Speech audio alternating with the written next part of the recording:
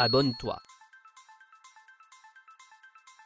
Eh ben, je vous invite à me rejoindre autour de ma station. On va ouvrir en fait le casier pour voir un peu ce qu'il contient.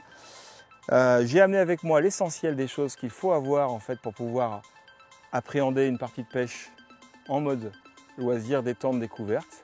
Donc on va regarder ensemble tout ce qu'il peut y avoir. Alors, dans ce fameux casier, qu'est-ce qu'il va y avoir? On va retrouver un élément essentiel de la pêche au cou, la sonde. On ne peut pas appréhender une pêche à la canne sans avoir de sonde. Donc c'est quelque chose de très simple. Ensuite, il faut un dégorgeoir. Parce que lorsque vous allez prendre vos poissons, il est possible que certains avalent l'hameçon un peu trop loin. Et pour ne pas abîmer le poisson, il va falloir utiliser cet outil.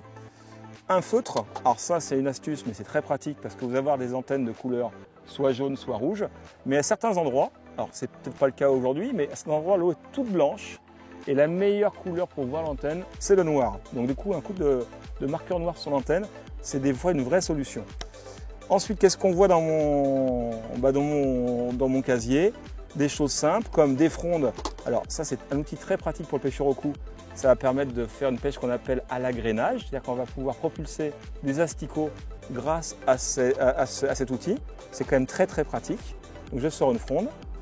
Et ensuite, j'ai une boîte de plomb pour pouvoir retoucher l'équilibrage de mon flotteur si le flotteur n'est pas bien équilibré. Ça peut arriver qu'il soit nécessaire de retoucher une ligne. Et ensuite, j'ai du fil ici pour éventuellement rallonger la ligne si la ligne est trop courte, ou éventuellement monter une ligne sur place si la ligne casse en cours de pêche. Je vais pouvoir récupérer le flotteur et refaire un montage. J'ai du fil pour pêcher la carpe, j'ai du fil pour pêcher les poissons blancs avec un petit diamètre et du gros diamètre éventuellement pour les poissons blancs. Voilà, avec ça j'ai tout ce qu'il faut. J'ai une pince pour les plombs, justement pour pouvoir les pincer si nécessaire.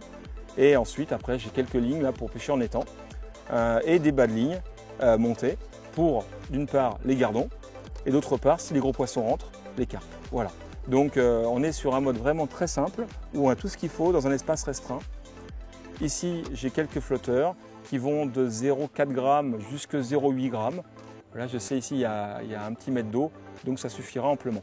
Alors, aujourd'hui, il n'y a pas de vent. Je vais plutôt choisir une ligne très légère parce que pas de vent dit globalement les poissons plus méfiants, plus craintifs. Donc, je vais prendre une ligne qui va faire 0,4 g.